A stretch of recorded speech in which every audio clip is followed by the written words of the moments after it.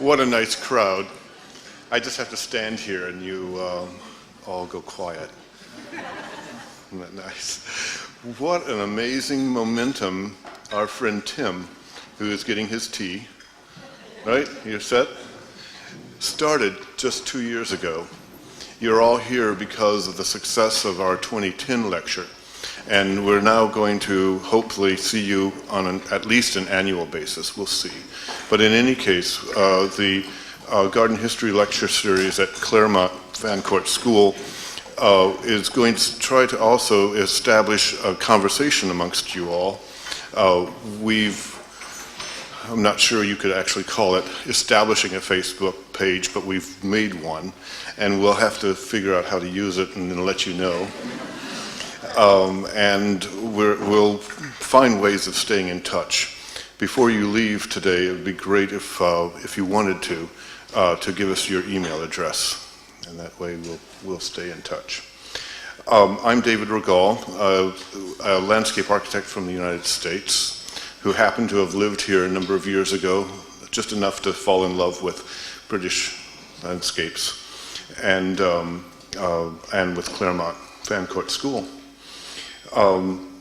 We are here to hear Jane Brown give us a talk on her new book, The Omnipotent Magician, Lancelot Capability Brown.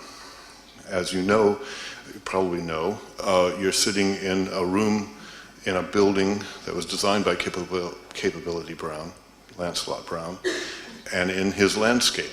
So not many times you can actually listen to Jane Brown in one of his rooms looking out at one of his landscapes. Not too many times. So with this, I'm going to introduce Dr. Albert Cather, who is the chairman of the Board of Governors of the school, who would like to also greet you as well.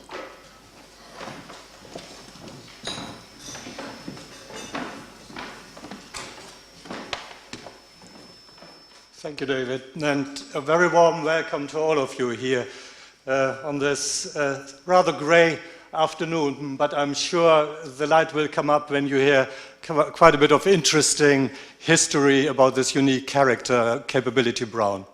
As you heard, I'm the chair of governors of Claremont Fancourt, and quite a few people, I think, know our school, but maybe just a few words about it. We are a co-educational school, reaching all the ages from 2.5 years up to A-levels before our students then go on to university or whatever their endeavors in life are.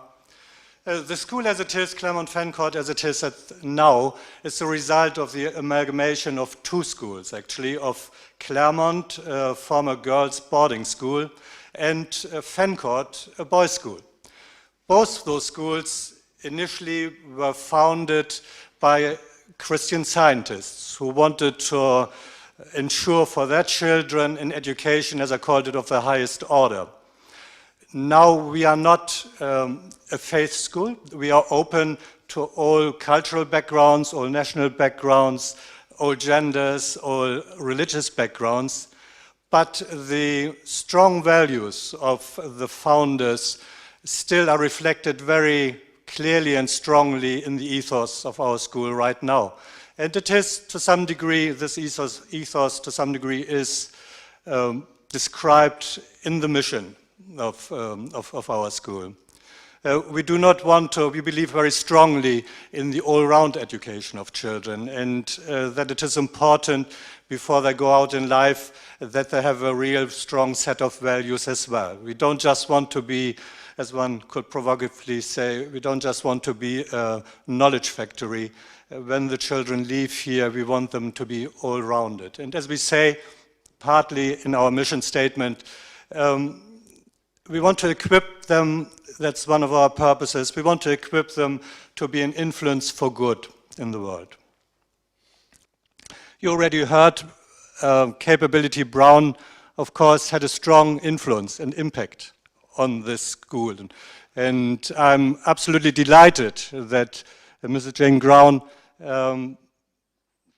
volunteered, in a way, to come here and to share the wealth of knowledge and experience she has. And with a few introductory words, her competence and knowledge cannot really be encapsulated in anything I would try to say this afternoon or to introduce her. And I know, or I heard at least, that some of you already, well, certainly know her. Quite a few people I heard have already even met her. But maybe again, just a few highlights on Mrs. Brown. She, as you all know, she's a well-known garden historian and has written more than a dozen of books about historic gardens, gardeners around there, and beyond. When she started her writing career, she started in Surrey here, actually, with a book she called Gardens of a Golden Afternoon. And just to show the spread of her knowledge and experience, at some stage, about 17 years ago, she wrote a book on rhododendrons. And that was at the time, as I heard, when she moved to Cambridgeshire, which I was told, I didn't know that before, is called or was characterized, let's put it like that, a non-rhodo county. To me, that sounded, when I initially heard that, it sounded more like something in the far west of the United States. But obviously, that is my foreign ignorance to hear that. More recently, a very well-known and very much praised book she wrote was The Pursuit of Paradise. And bringing it to the point now, very recently, as you know, otherwise probably or some of you wouldn't be here, she wrote a book on Lancelot Capability Brown. So, I mean, who could be a better expert for us this afternoon that we learn a little bit more about this very unique and capable person. So please welcome with me Mrs. Jane Brown.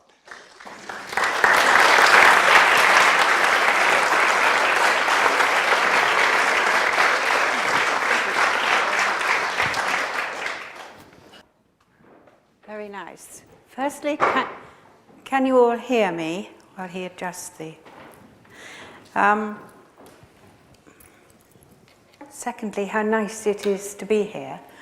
I used to come here in the... we were just talking about it, doing garden history summer schools in the 1980s, but it seems in another country.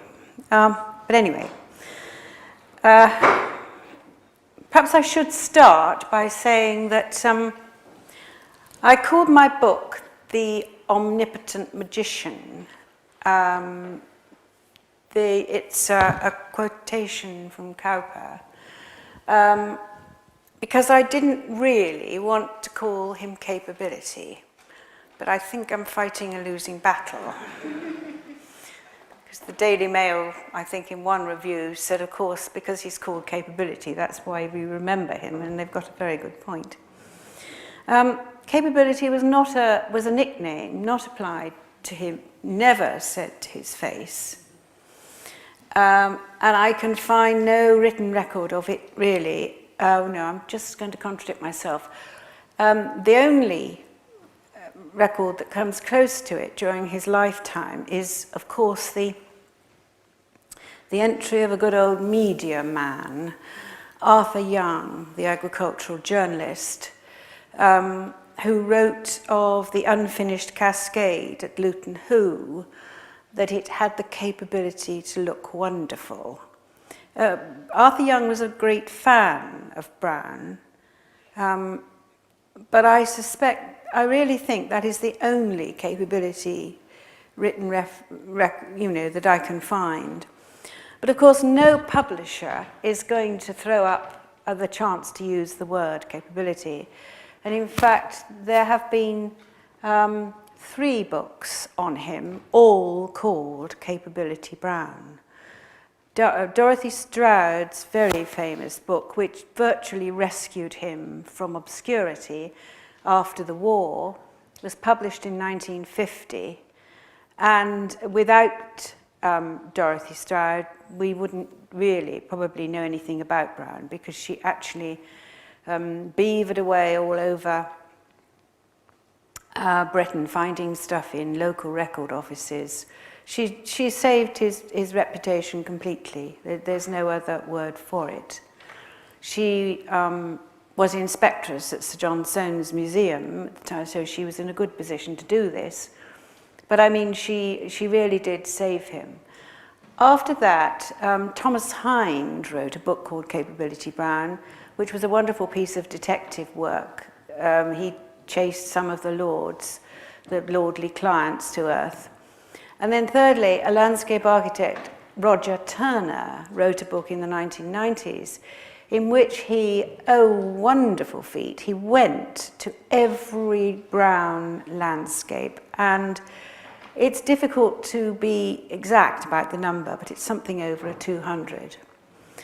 So, but I have to say that when I came to look at Lancelot, because I now live in Cambridgeshire, and Lancelot bought an estate in Cambridgeshire to retire to, although he never made it, and he is buried at Fenstanton, which is just down the A1 for me, near Huntingdon.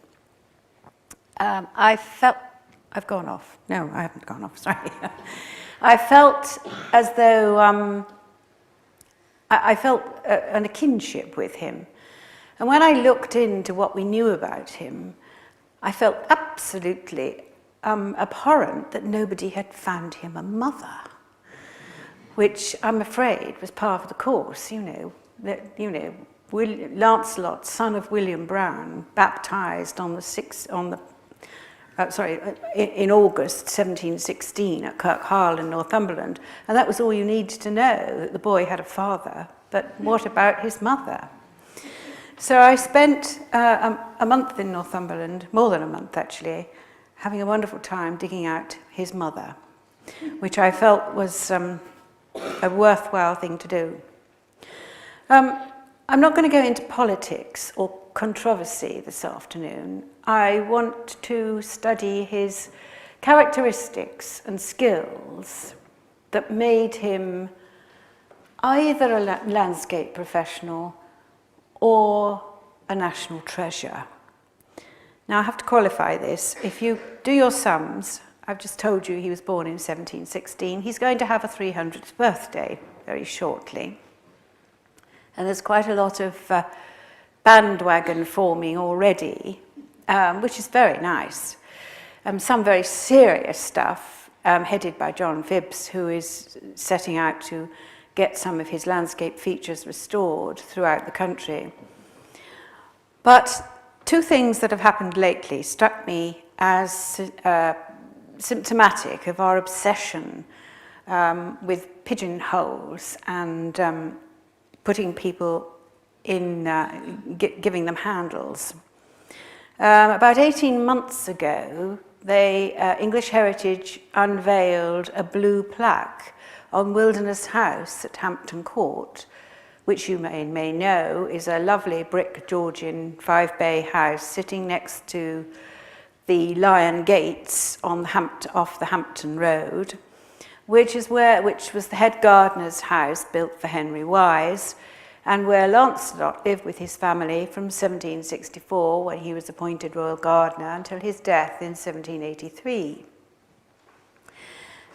It was a very select and charming gathering on a fine morning, and the speech was duly made and the curtain pulled aside of the plaque, unveiled, and there were kind of horrific murmurings and mutterings around because they called him Lancelot Capability Brown, landscape architect. Thank you.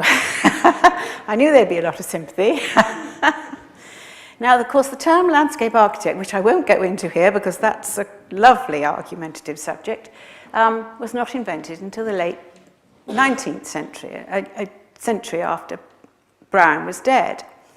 And in fact, it was Humphrey Repton, Brown's immediate successor, who invented the term landscape gardener, which ironically he coined to distance himself from Brown, who he felt got his hands dirty.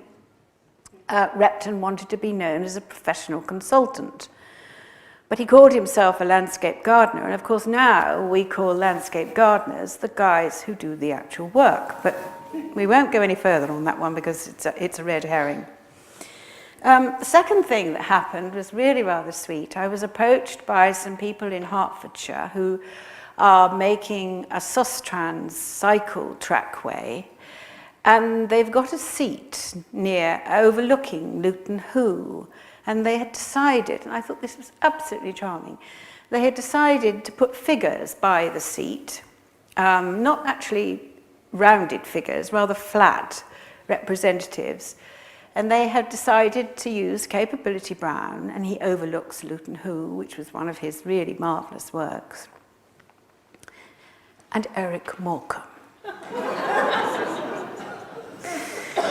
And I thought, well, they would have got on like a house on fire. They really would.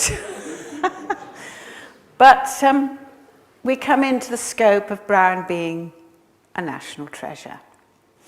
So somewhere between, you're going to hear the phrase an awful lot in 2016, I feel.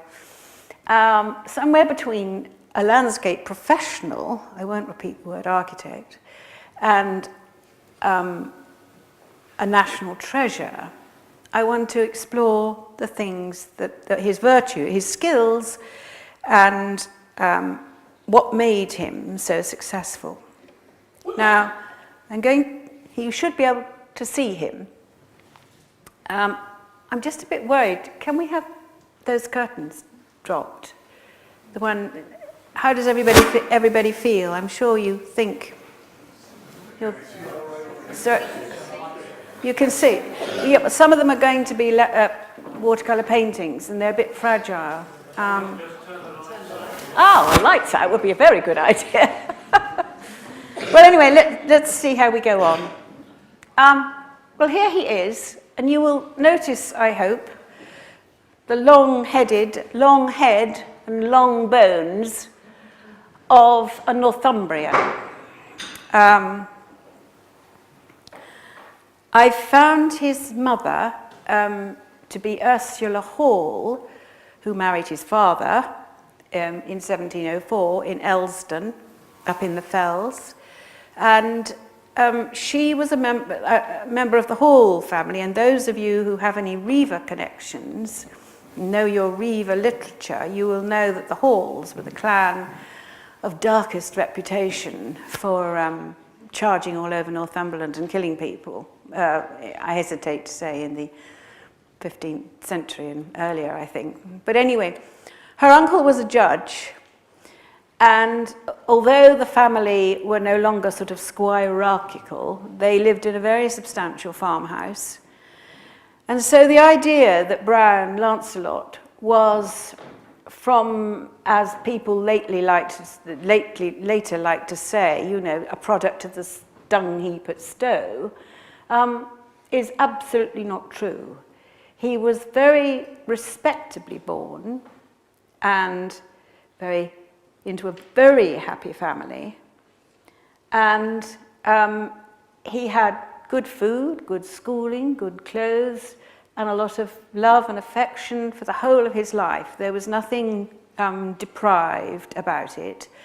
Unfortunately, his father, William Brown, died when Lancelot was 4, but he had 2 older brothers, John and George, who took him under their wing. And John and George Brown, I should say before, John and George Brown both became very successful in their own right. John became eventually, although he was only 12 when his father died, he was taken under the wing of their landlord, Sir William Lorraine, at Kirkharle. Thank you, that's better. And taken under the wing of the estate and taught surveying and road making, and in fact became farm manager as his father had been, and rose to be estate agent, land agent to Sir William Lorraine. And in fact, John Brown married the youngest daughter of the Lorraine family, and her name was Jane, so she became Jane Brown. which pleases me, but it also allows me to say that I'm no relation. Brown is my married name, you know, no relation in brackets afterwards. But I like the idea of Jane Brown, who was formerly Jane Lorraine. The middle brother, George, was a stonemason, apprenticed at Wallington, the larger estate next door to Kirkharle, owned by the National Trust, as I'm sure you know. He started as a mason apprentice at Wallington, worked his way up, did extraordinarily well, and ended. And if you go to Wallington today, he built most of Cambo Village. He lived in Cambo Village, happily married all his life, George Brown did. And if you go to Wallington today and ask very nicely, they will show you some drawings of alterations to the house that were made by the mason architect George Brown. So there's nothing, you know, lowly or deprived about him. He was a well set up, large, quite tall, very tall, quite heavily built Englishman from that peculiar country between the wall and the border, which he left, as I say, John and George both did very well at home. Why Lancelot left? Well, why does number 3 leave? You know, you will be able to answer that for yourselves. But he'd clearly been given a vision of the larger world, probably by Sir William Lorraine, who had, as I say, taken the Brown boys under his wing. And Sir William was a man of tremendous education, very interested in gardening, in fruit growing was his passion. Lancelot was always knowledgeable and excellent at fruit growing. And I seem to come back to Luton Hoo again, because the restoration of the fruit garden at Luton Hoo is beginning to show how skilled he was at knowing the expertise of fruit growing.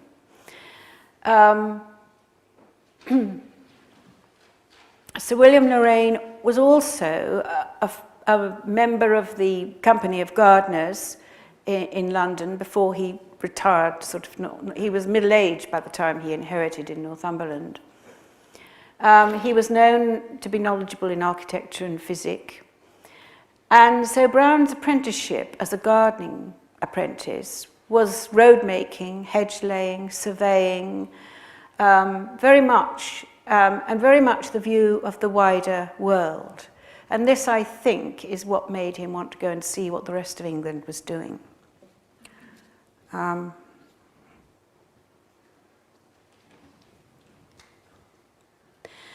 He also, oh no, it comes.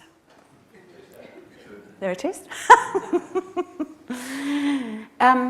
This is a crazy drawing by Stephen Switzer, which is familiar, very familiar to many of you, I'm sure. But it sort of stands for the sort of thing that Lancelot would have discovered in Sir William's library. We, you know, have good authority that, well, simply because John Brown married Jane Lorraine, they had access to the hall, obviously, to the family house. And Lancelot, Sir William Lorraine had a collection of books of all the great gardening books of the day, Batty Langley and Switzer. So this was the kind of, it's sort of symptomatic with the old formal garden, the old military garden, and the breaking out into the views and the countryside that perhaps was one of the things that made him think that he'd like to have a go at something exciting. And this is the legacy of Henry Wise at Buckingham Palace, because it just allows me to do something very tricky. This is Wise's, the last formal garden at Buckingham Palace. You can see the palace at the bottom of the picture, and the fact that the bulk of the ground was crossed by a double lime avenue with a canal in the middle, and the canal was soon filled in, but we won't go into that.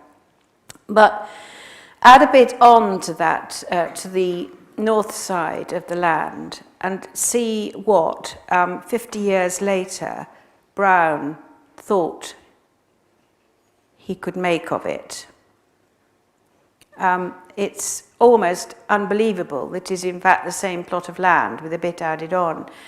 And it just, as I say, a tricky image, it allows you to see where we're going, what the great change is going to be.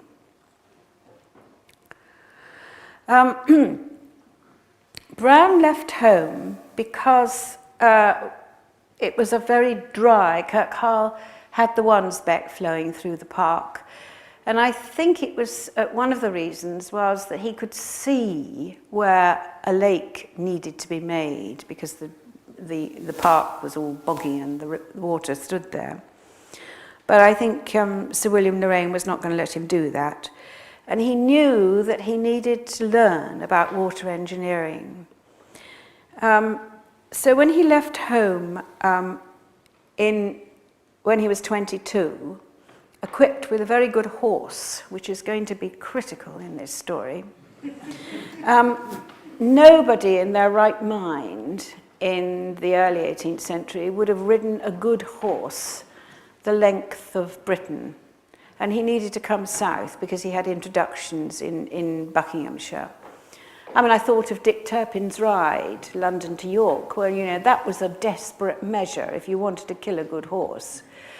So what did Lancelot do with his horse, which was probably his leaving present from home, but get on a boat at Gateshead, where he already knew a number of people, particularly the surveyor, William Joyce, who was another inspiration, who told him of the great world in the south of England where he could get a job making park landscapes.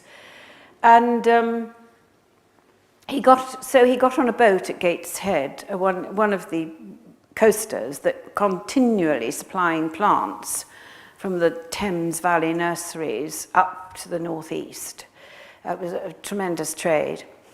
And the ship landed him in Boston, because Boston was the second busiest port on the East Coast in those days, where he met his fate. Whether he had an introduction to the Wyatt family, who were surveyors, it's quite likely that he did.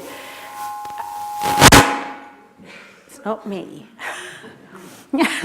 And engineers who looked after the banking and the bridge over the River Witham in Boston. They were also mayors of the town. They, again, were a very good, prosperous family. As I say, whether he had an introduction to the Wyatts, I don't know, or whether he just was, on a fine morning, walking through Boston Market and tipped his hat, his tricorn, he would have worn a beaver tricorn, at this charming young lady who he fell in love with. Her name was Bridget Wyatt. Her father, as I say, her father had been mayor of Boston, and her brother was going to be mayor of Boston. And to cut a long story short, the Wyatts really wanted Lancelot to stay there. To the picture we have up on the screen is John Grundy's very strange drawing when I first discovered it, of Gopshall in Leicestershire, where the point is that Grundy is making a very long dam to create that lake. And John Grundy and his son were the premier water engineers of the day. They were the ones who knew how to build retaining dams, the epitome of the science. And I think Lancelot, well, it's a very long story. He sort of faffed around in Lincolnshire for 2 years, hoping he could stay near Bridget. The Wyatts were absolutely convinced that he could earn a living there, but Brown was not. So having learned all he could about water engineering, and there are lots of wonderful clues. Steffi Shields of the Garden History Society in particular has done wonderful research to find all these sort of mysterious connections that Browne made in Lincolnshire during these 2 missing years of his life before he turned up at Stowe in 1741. So he learned his water engineering. He was excellent at it. He, well, we shall see in a moment, he had the patience, endless patience, to walk or ride over the landscape to find out what the water was doing, where it was coming from, where it was flowing. And again, I show you the contrast. This is a famous, supposedly Browne drawing, except that it's not by Lancelot himself, it's by one of his surveyors. But it's a fragment that survives, the only fragment that survives in the British Architectural Library, which shows you how far he was going to take the game of water engineering on from the Grundys, although the Grundys were really the reason he didn't stay in Lincolnshire, because they had Lincolnshire very well buttoned up between them, and there was no place for Lancelot. So he ends up at Stowe in 1741 working for Lord Cobham. And he started at Stowe just as a gardener, a journeyman gardener, and soon rose to be head gardener, and then clerk of works, which meant he was actually supervising the buildings at Stowe.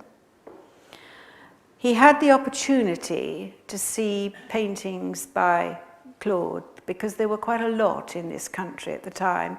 And it's another thing you could write a whole essay on if you are short of a subject. The paintings that actually were in this country and who owned them and what and which could have been seen by someone who had partial access to the country houses. You know, during the close season he would have been allowed to look. We know this because, well, when I come to Burley in Lincolnshire, he was going through Lord Exeter's library and found Wood and Dawkins' new book on the ruins of Palmyra. And he pointed this out to Lord Exeter, who some of the ceilings at Burley are now fondly credited to Browne, because he pointed out to Lord Exeter these wonderful drawings by Wood in the Wood and Dawkins book, which turned into wonderful plaster ceilings. This is something rather more sophisticated, but we'll get there in a minute too. But the thing is, he had, undoubtedly, there is a landscape painting influence, and it allows me to again play a trick and show you what Mr. Turner made of Blenheim. And, well, I don't really need to say anything, do I? But that is Browne's Blenheim in all its glory, painted very, very faithfully by J.W.M. Turner, Joseph William Mallard. And I think it was the greatest compliment to Browne's work of all, that he was painted by these great painters, and painted very faithfully too. Blenheim is a very long and wonderful story. I'll tell you a bit more of it in a minute, but well, with this picture, because this is what Browne had to work on before he turned it into what Turner painted. The view, has this got a pointer on it? A pointer, has it not the pointer? No. Oh, well. This military canal, as you see, is what the Duchess had done after the great Duke's death by his military engineer, Colonel, oh, I'm sorry, I should, thank you, Armstrong. And this is the military canal that the Duchess thought was suitable to Blenheim's setting. And what Browne had, but it meant that the Grand Bridge that you can see, bless you, thank you very much, thank you.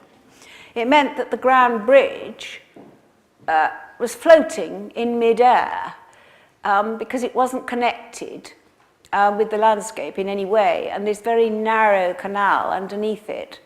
I mean, there is the famous rhyme, which I'm probably not going to be able to remember, about the minnows being made to look like whales because they were reflected under this huge bridge, which just didn't belong to anything. So Brown, what did Brown do? He rebuilt the dams and flooded this whole area and let the water do what it wanted to do. It was already very boggy and everything and terrible out here and a mess. Let the water do what it wanted to do and then controlled its channel with the cascade and back down to the line. It was the most, it was just, as Hal Moggridge, will tell you any day, the most brilliant scheme. And Hal Moggridge says that Brown was using in the engineering of the cascade and the dams the very latest canal building technology. At one time, it looked as though Brown would head off and go into the canal business, but it wasn't for him. I mean, he knew what he wanted to do. So, but I've jumped on a bit because he's got to spend the 1740s decade at Stowe, where he married Bridget Wyatt, and they lived happily ever after, and lived in a lodge at Stowe, and he became Clerk of Works and eminently successful. And let's see what comes up next. I never know with my pages. Lord Cobham, just what I wanted. This is Lord Cobham, Richard Temple, the owner of Stowe, who took Brown on.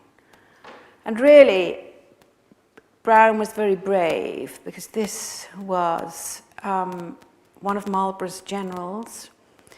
He'd been through the most horrific of battles, and almost all the people at Stowe were ex-soldiers that he brought home, pensioners of his regiment that he looked after. And Lancelot would have been quite isolated because he was the only one who wasn't a soldier. And Cobham was a very hard taskmaster and a very cruel man. I think it shows in his face.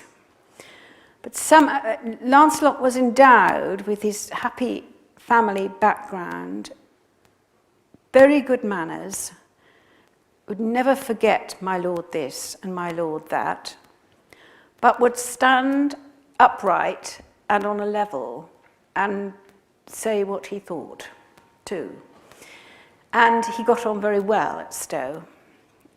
He particularly got on well with Cobham's young acolytes, all the political young men who gathered at Stowe, his cubs. And most of all, it was where he met William Pitt, who was going to be the most powerful man in England.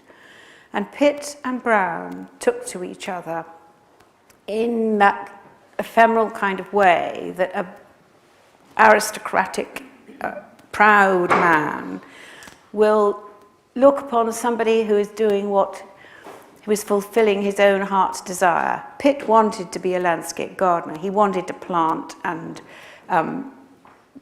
hedges and plant trees and arrange landscapes, but he had other things to do. And so he absolutely adored Brown.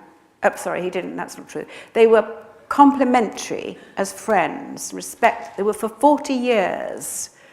Pitt, at the end of his life, said he had been solidly good friends with Brown for 40 years. And there you have the secret of Brown's success, because Pitt had all the patronage in England at his fingertips. He spent all his time as a young man, riding around the country and doing landscapes for people. His best friend was George Littleton at Hagley, who was another landscape nut. Another, if you don't mind my saying so, Another good friend was, of course, Sanderson Miller, and Jennifer Meir, bless her heart, has done the most wonderful book on Sanderson Miller, who was an amateur gentleman architect who liked to garden. And he also befriended Brown, and he was the reason that Brown went to Croom and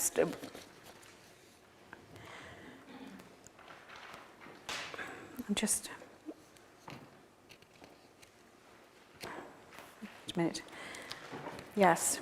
Sam Miller wrote a wonderful verse in 1750 explaining his relationship with Pitt and how it all so wonderful.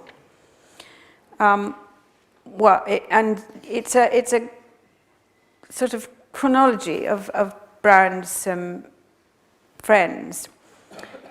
Miller writes, "My house, 'tis true, a small and old one, yet now 'tis warm, though once a cold one. My study holds 3,000 volumes, and yet I sigh for Gothic columns, such as Sir Roger, learned knight of taste at Arbury, so well has placed, or such as Dacre, Gothic master, has introduced instead of plaster. Lord Dacre was a very interesting client of Brown. At Belus in Essex was an early client of Brown. He goes on, with here a large settee for sleep, a window there to take a peep of lawns and woods and cows and sheep, and laurel walk and strawberry bank, for which the paymaster I thank. The paymaster, well skilled in planting, pleased to assist when cash was wanting. Pitt was paymaster general at this time. He bids my laurels grow, they grew fast as his laurels always do." So there he is. Patronage was the great means of his success. And the networking, I haven't begun to fathom it, and it makes present day networking, oh look, a half-hearted effort, I can tell you. It was the most amazing way of, and I mentioned the horse and the riding, and of course the other thing was that Brown rode, and he rode hard and long hours, and he crisscrossed England. It was never, if Lord Dacre wanted him in Essex and Lord Coventry wanted him in Croom, I mean, he got frustrated and cross about it, but he made these incredible long journeys, and very fast too. There's Lord Coventry, who was really Brown's first major patron at Croom, of course, and it is the most wonderful, happy story, and Croom is just absolutely fabulous now that it's being restored. And a very understandable landscape. You can read, I was really very flattered the other day because one of the guides at Croom said, he said, I hope you don't mind, he said, but I've copied out of your book the description of how Brown saw Croom from the hill where now the church stands. And it lays out like a map, and you know exactly how he was thinking and what he was going to do. And what he did it, but anyway. So Croom, because of George William Coventry, was a very happy affair too. Oh, well, there it is. Richard Wilson's painting of Croom, which is enchanting. A little artistic license, because this rotunda wasn't the... Oh, where is it? Oh, there it is. Oh, see it. There should be a rotunda. Oh, that wasn't finished. And the bridge was a very temporary measure. But this is Croom rebuilt very much with the four-corner towers in imitation of everyone's admired Hagley, George Littleton's house, best friend of William Pitt.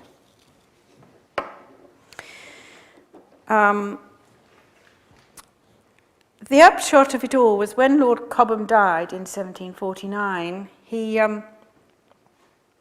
his nephew Richard Temple inherited and didn't want Brown, so the Browns had to leave. By now they had 3 children. He and Bridget had 3 children. And they up-sticked and took them to a house in Hammersmith, which I'm fairly certain, oh, there's William Pitt, very tall, very thin, very arrogant as a young man. But you see, people not like us, if you'll allow me, I mean, historians, don't think that a man like Pitt could possibly be interested in gardening, or that there is any significance in the fact that he was interested in gardening, whereas it really ruled his life. He, you know, it was always the thing he wanted to do, and never... Shall I try this game now? And before Brown left Stowe, he had a plum job which came simply from being at Stowe, next door, by the old Duke of Grafton, because the Graftons are another string of patronage. And this is the absolutely wonderful and very secret Wakefield lawn, where Brown, this I call, where's Tim? A gift from the grave from William Kent. Because if Kent had lived past 1748, he would have done this. The Kent hunting lodge is Kent. But because Kent died, Brown took over and did the bridging and the arrangement of the lake and the drive, which comes in from here, crosses the bridge and goes up to the hunting lodge. The glory of Wakefield Lawn, or the treasure, is that Northampton Record Office have the working papers of the foreman on the job. And we have the pages of his worksheets with all the labourers and the job they were doing. A shilling a day, listed out in very neat handwriting. And the poor things, I have to tell you, were standing knee-deep in water in January, clearing out the area around the bridge.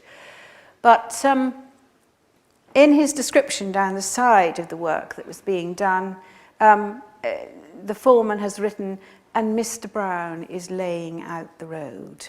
And you can see there he is working, you know, at Wakefield Lawn in about 1750. He worked there for about 5 years. But it was this legacy from Kent and Stowe, which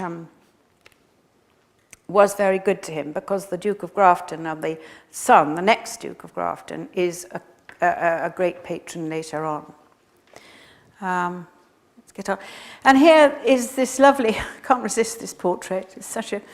The story of George Lucy in Charlecote is another good story, but I haven't got time to tell you. But the fact is that George Lucy was immensely kind. And it was because Lucy owned a house in Hammersmith that the Browns left Stowe and went to live in Hammersmith. And Hammersmith was the best possible place to be, because he was surrounded by good nurseries, all the likely talented men who would act as foremen on his, resident foremen on his different jobs. He met Jonathan Spires, who was to be his chief draftsman, and he met the Hollands. And this is Henry Holland Sr., who was a builder, and Henry and Mary Holland were about the same age, or their children were about the same age as the Browns, and they became friends because the Hollands lived in Fulham and the Browns were in Hammersmith, and they went to the same church. I think it's as simple as that. And Henry Holland was a builder who'd done a lot of Mayfair streets, wanted to break into the country house market. So he met just the man he wanted, because Brown realised that he could do buildings if he had a knowledgeable builder and the craftsman to go with it, which is how he came to rebuild Croom and all his ever after building jobs. Brown was not an architect, not in the way that James Gibbs and Sanderson Miller were. but he knew how to organize the craftsmen. He was a very good man manager. He could organize the craftsmen into the job. And if you actually look into it, well, as I have done, the techniques of building these houses hadn't changed. What is it called, facadism, the fine Georgian fronts were really placed on the traditional building that had been there forever. So the craftsmen knew exactly what they were doing.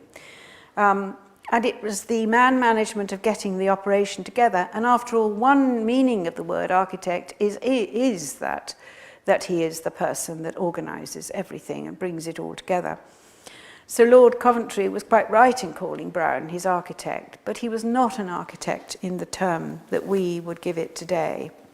But I won't go down that alleyway. So here is lovely Hammersmith, and it opened up for him.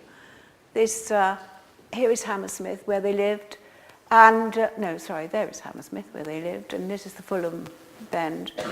And there is Kensington Gardens, and there is Richmond Kew. So it was very well placed for the Great West Road to get out of London, the Bath Road out of London. It was excellent in all ways, and the Browns were very happy there from 1751 up and through the late 70s, even though Lancelot was riding all over the country and had two major breakdowns. He suffered very badly from asthma, and when he had asthma attacks, which he often did, he had two very serious, but Biddy, his wife, Bridget, was such a wonderful nurse that she pulled him through on all occasions. At least that's what I think must have been the case. Petworth was one, came directly from the Temple family at Stowe, whose brother was Lord Egremont at Petworth. The networking again. And this is Turner again, and these wonderful paintings of Petworth. But this is Brown. This is Brown's lake, at first of his two lakes at Petworth, and his mounding, which complements what was already a hill, and the planting. And Turner has painted it, we can only presume, completely faithfully. I mean, it's certainly a better way of seeing Brown's work than even today. And it's just a great privilege that such great painters worked in Brown's parks. What I like about this is that the clay for this pond, there are clay outbreaks in Petworth Park, and they brought the clay in by the barrow load and sent the sheep backwards and forwards to puddle it into position. I must get on. Tell you, I could keep you here for a week, that's the trouble. If you remember the portrait of Brown himself with his lovely white stock, it's painted by Nathaniel Dance. It was painted at Burley in 1769. Either Dance or, it's a bit difficult, Thomas Hudson. But if Brown is represented in his green Loden suit, his traditional sort of uniform of waistcoat and long jacket with big pockets to keep all his string and lists and things in. This is Lord Exeter painted with a lace collar, and it kind of makes the nice society division between them. Even though Brown was very welcome at Burley, it is the only house we know for sure where he went as a member of the weekend sort of house party. And Lord Exeter, he worked at Burley for 25 happy years, Brown said. I have to tell you a secret, in that after doing work on his gravestone and local archives in Huntingdon, I found that he had an illegitimate daughter.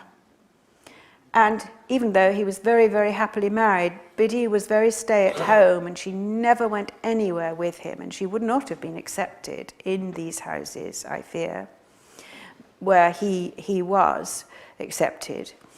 But anyway, he had an illegitimate daughter, and I can only think that when he said that he spent 25 very happy years at Burley, working at Burley, that might have something to do with it.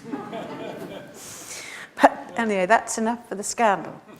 And there is Burley, glorious Burley. It is the most wonderful park. I'm going to have a fabulous time in about 10 days' time, because I'm taking a group and we're going to walk the park, and I'm going to explain what Brown did, because it's just magnificent, and it's magnificent on 3-day event days. They use his cutting, all the soil that came out of the lake, and makes the new South Drive and the steep banks of it, and of course they call it, it's one of the jumps for the horses, and it's called Capabilities Cutting, and it's so lovely that he's remembered like that. They love him at Burley.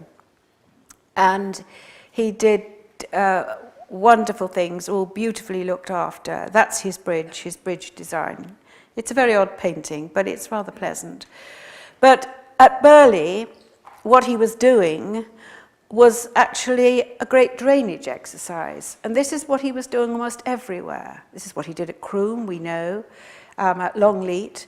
And at Burley, where the gardeners for centuries had complained on the formal parterres around the house that as soon as you stuck the spade in, all you got was water, and they could never plant anything. The house was literally waterlogged, as a lot of these houses were. Longleat probably was. Croom certainly was.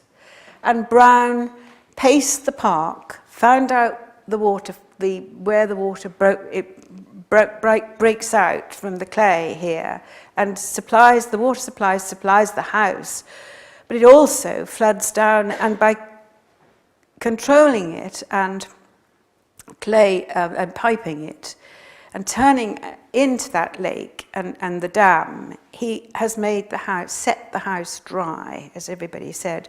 And that's what he did. He did it at Chatsworth without a lake. He saved so many of these houses by organising the drainage. And that's what I mean by a serious landscape professional and not just a national treasure.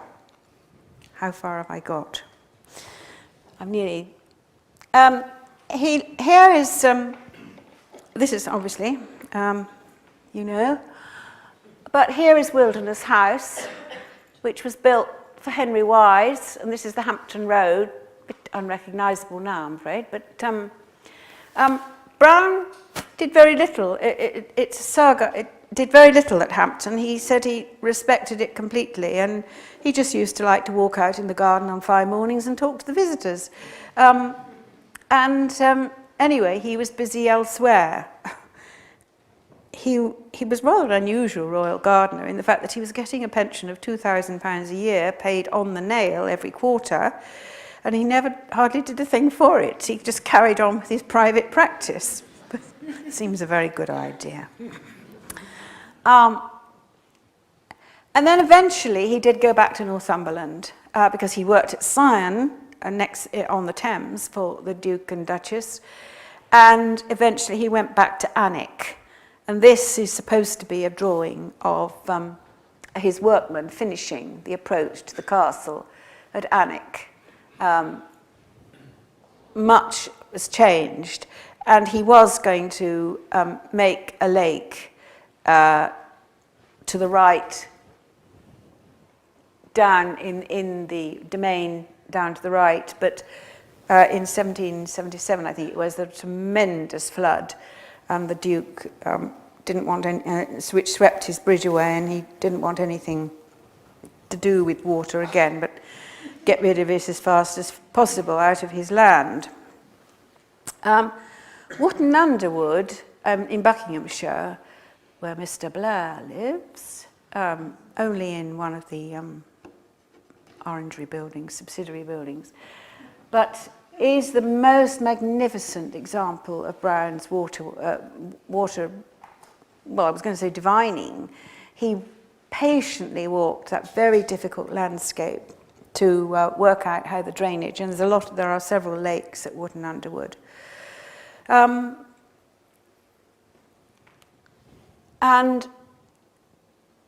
this is rather precious because it may not look very much, but it is in fact a sketch made with Robert Adam. Now we don't know who's doing the sketch, but it's not very, I mean, it could be Adam, but both Adam and Brown are standing at the door of Zion House and looking north across the park to where Adam wants to put his obelisk. I think it must be an Adam sketch.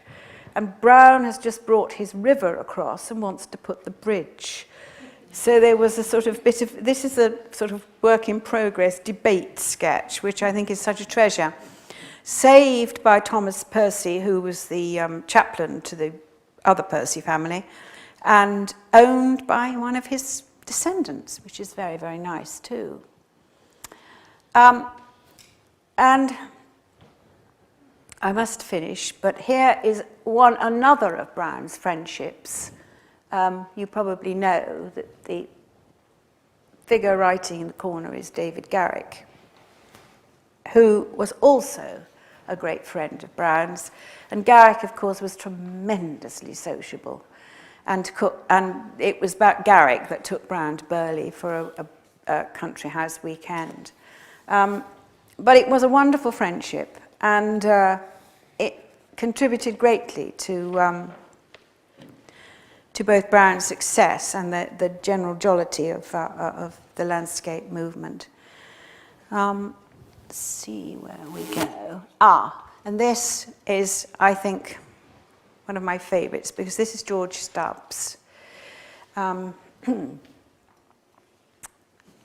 George Stubbs painting at Southhill in Bedfordshire.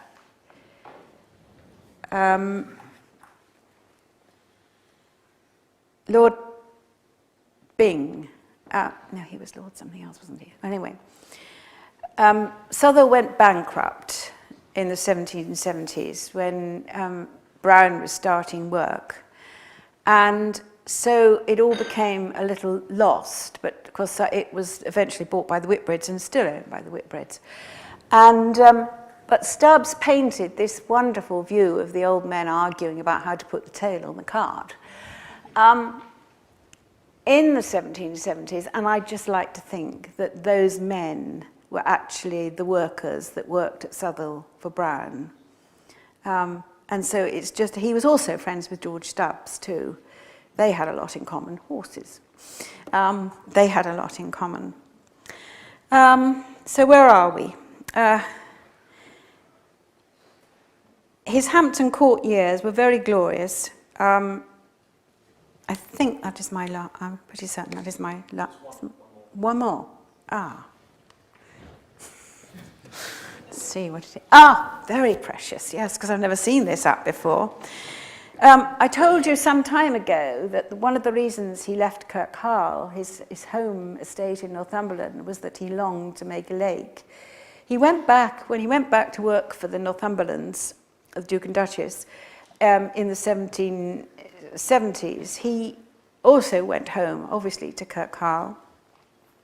And he drew as a present for the new heir, who was the young Sir Thomas Lorraine, who was his nephew. Now, we're related, you see.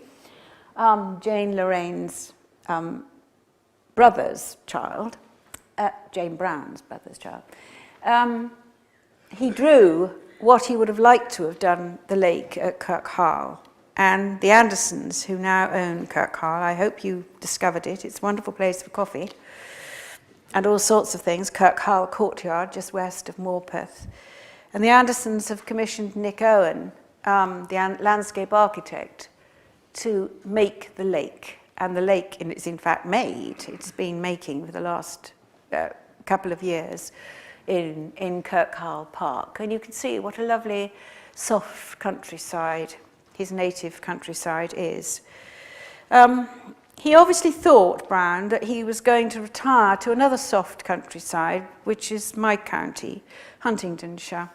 And he bought the estate at Fenstanton in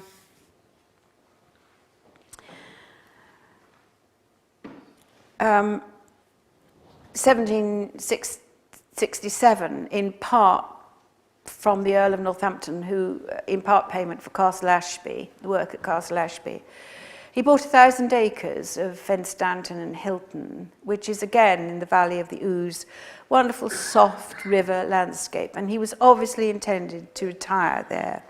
But he didn't retire. He dropped dead from overwork after a visit to Lord Coventry at Coventry House in Piccadilly. He was staying with his daughter Bridget, his eldest daughter Bridget, who had by this time married the eldest daughter of Henry Holland the builder, who was also called Henry Holland. So Bridget and Henry Holland were Henry Holland, who built this room, who decorated this room, were his very precious daughter and son-in-law, and there were younger children as well. So the Brown-Holland connection, and there are loads of descendants of the Brown-Holland connection, anyway, which is very nice.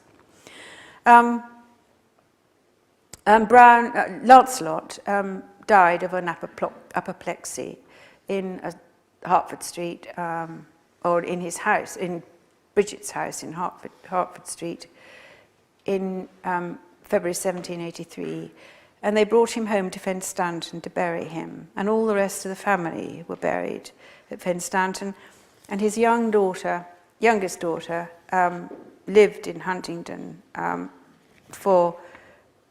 and lots of relatives did too.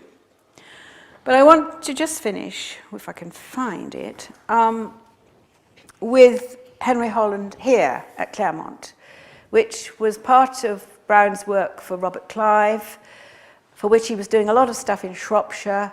Clive was very taken with Brown, Brown was very taken with Lord Clive, who had great ambitions. And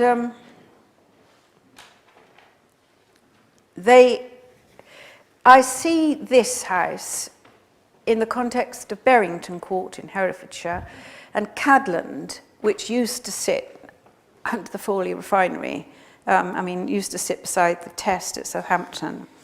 And there were 3 houses that Brown and Holland did together, and they are all the most, I go to town, lovely.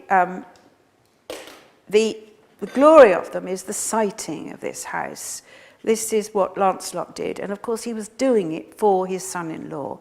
He was getting Henry Holland going on what was to be a very successful architectural practice in the way that any of us would look after our offspring. I'm sorry, I just want to end with, yes, I'll get there. After his father-in-law died, or perhaps when they were building this, I'm not sure, Henry Holland wrote his tribute to his father-in-law. This is Henry Holland, therefore, writing of Lancelot, and probably about here. No man that I ever met with understood so well what was necessary for all ranks and degrees of society. No one disposed his offices so well, set his buildings on such good levels, designed such good rooms, or so well provided for the approach, for the drainage, and for the comfort and convenience of every part he was concerned in. This he did without ever having had one single difference or dispute with any of his employers. He left them pleased, and they remained so as long as he lived. So I think that's the end of our happy story for this afternoon.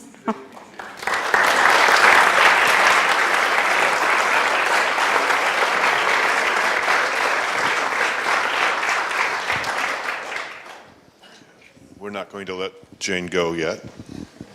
I hope now we can start a nice question and answer period, a Q&A. We're going to do that by handing this microphone around.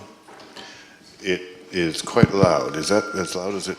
We should hold it about the way I am in order to use it. And Jane, you're up for some questions. Okay, yes, I'm Okay, game. good. Perhaps just a show of a first hand up. Good.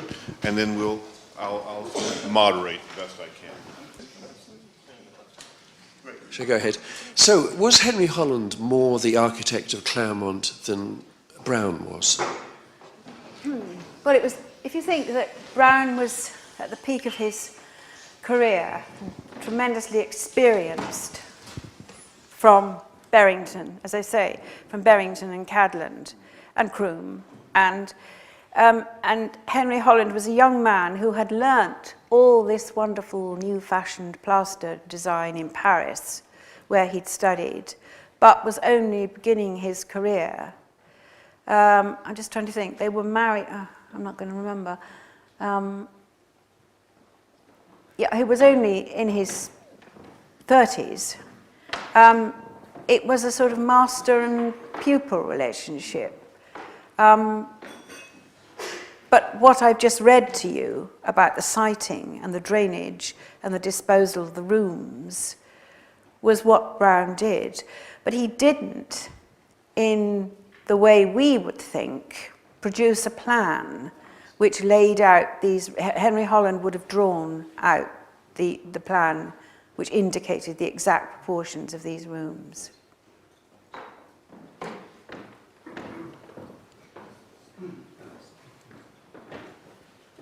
Thank you. I'm interested in Brown's status. Was he employed as a gentleman right from the start? When he was at Stowe, was he a head gardener working 10 hours a day? Tell me more about that. And when did he move from being a gardener to someone who could have breakfast with the Earl? Well, yes, he was head gardener working 10 hours a day and clerk of works working 10 hours a day. And no, he would not have gone in, he would have had no social status at Stowe, which was very rigid at all. His status rose, well, as he became more and more successful, but only with certain people. You have to look very carefully at the character of someone like Lord Exeter at Burghley. Lord Exeter loved his Burghley estate. He loved his Stamford neighbours. He didn't like smart London life at all, wasn't interested in society with a capital S. And therefore, if a man was worth his attentions, you know, he would befriend him. We're also slightly coming into the modern age because of David Garrick, you see. Now, Garrick was quite the son of a publican, I think. But Garrick moved in, because he was an actor, moved into every circle. And, you know, and I guess he kind of took Brown with him. The relationship between Brown and, wish I was a psychiatrist, the relationship between Brown and William Pitt is extremely interesting because, as I said to you, Pitt acknowledged that they had been friends for 40 years. And yet, I don't suppose, well, he would certainly never have dined with Pitt. Never got anywhere near the dining room. But he knew his place. Oh, no, that's a terrible thing to say. Some men, you know, take people as they find them, and some are snobs, and that's all there is to it, you know. I can't think of anything more. Is that all right? Following on from your last answer, to what extent did Brown interpret the intent of the owners of the property, and to what extent did he drive his own vision? Was he flexible at all, or did he say this is how this particular property should end up looking? I think you're right there. I mean, I think he did have his own vision, definitely. And I guess and there were quite a lot of disagreements. Lord Dacre at Belus, which sadly is now under the M25, he did argue for about 15 years because Brown wanted to make a lake, and Lord Dacre finally came round to the idea that maybe in that damp patch they should have a lake. Yeah, I think he stuck to his guns. I think he did have a vision. I think, yes, he did have a vision and invariably argued his way to it. I would guess he was pretty...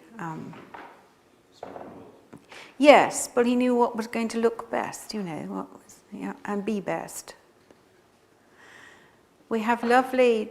there's so much. Burton Constable in Yorkshire, which is interesting because William Constable was a man of vast proportions who was confined to a wheelchair, a wheeled chair in those days, and he couldn't get out beyond his terrace.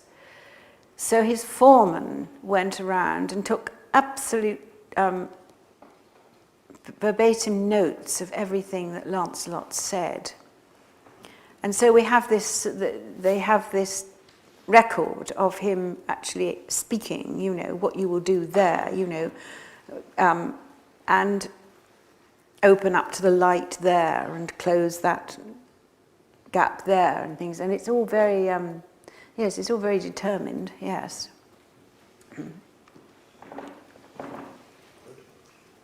Raise a hand. Want a cup of tea? Yes. We do have an opportunity to refresh your teacups if you'd like. And those who are, yes, I'm learning. Those who are interested in carrying on the question and answer can do so with a fresh cup of tea. Otherwise, thank you so much for coming. We're glad to see a full room, remarkable. After we will carry on. I'm going to put a few sheets of paper at the end of the table. If you would please, on your way out, and I may put a few out at the front desk as well. Please leave your name and email address if you would, and we'll stay in touch. Okay? Thank you. Thanks for coming.